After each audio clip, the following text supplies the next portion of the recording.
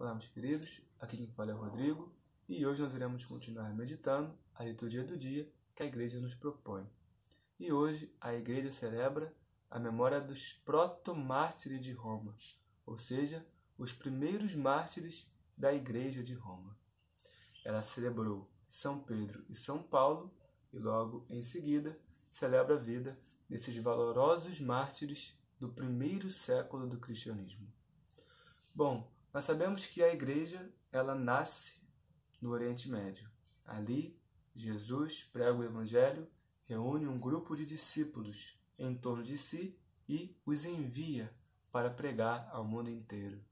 Então a igreja chega na Ásia, chega no norte da África, vai até a Europa e lá chega em Roma, no coração do império que naquele tempo dominava o mundo inteiro, que era o Império Romano.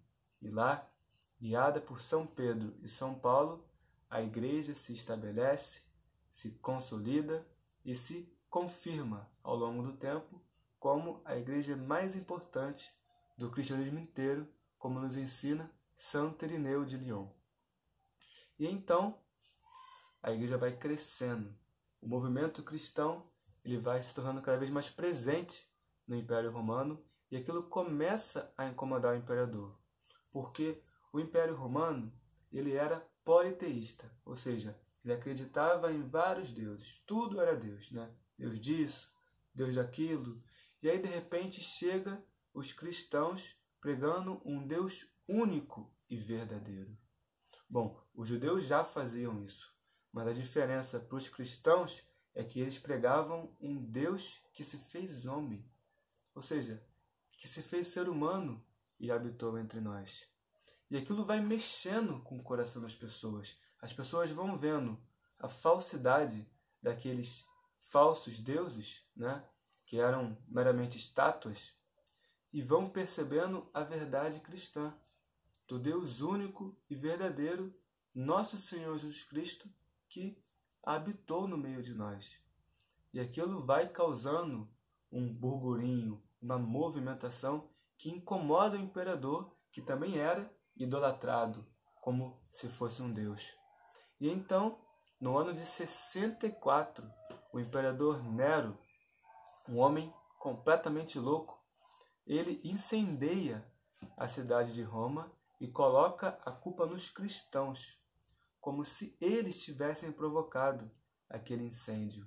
E isso causa uma revolta na população que começa a perseguir, a prender e a matar muitos cristãos. E isso durou por pelo menos 3 séculos, ou melhor, por 3 anos, do ano de 64 até o ano de 67.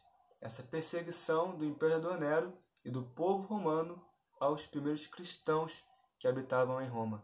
E foi nesse período que morreu São Pedro, no início da perseguição, em 64, e São Paulo, já no final, em 67. E entre 64 e 67, inumeráveis cristãos derramaram seu sangue só por acreditarem na verdade de um Deus único e verdadeiro que se fez homem na pessoa de Jesus Cristo.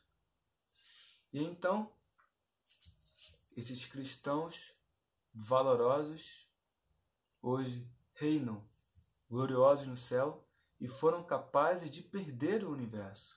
Sim, porque eles preferiram dar a vida deles, morrerem como tochas queimadas vivas, ou como alimento às feras no circo de Nero, preferiram dar a sua vida do que negar a sua fé em nosso Senhor Jesus Cristo. E eles nos ensinam exatamente essa realidade, de que esta vida aqui, ela só vale se for um caminho que nos conduz para a verdadeira vida lá no céu. E que, portanto, nada nós devemos temer, como nos ensina o Evangelho de hoje. Continuamos no capítulo 8 de São Mateus, e aqui está na barca os discípulos de Jesus. E Jesus dorme, e de repente desencadeia uma grande tempestade, e os discípulos ficam desesperados e começam a gritar: Senhor, Senhor, salva-nos, nós perecemos. E Jesus pergunta: por que este medo, gente de pouca fé? Eu não estou com vocês na barca? Vocês não creem em mim, Deus único e verdadeiro? Por que temer? E aí ele se levanta, deu ordem aos ventos e ao mar, e fez uma grande calmaria, e todos ficaram admirados. É a história da igreja. Podemos dizer que a igreja é esta barca. Estes discípulos somos nós. E mesmo quando Jesus parece dormir, ele está bem acordado. Ele está bem atento, de olho em cada um de nós. E nós não precisamos temer. Porque se nós cremos na verdade de um Deus único e verdadeiro, que se fez homem na pessoa de nosso Senhor Jesus Cristo, se Deus é por nós, como diz São Paulo, quem será contra nós?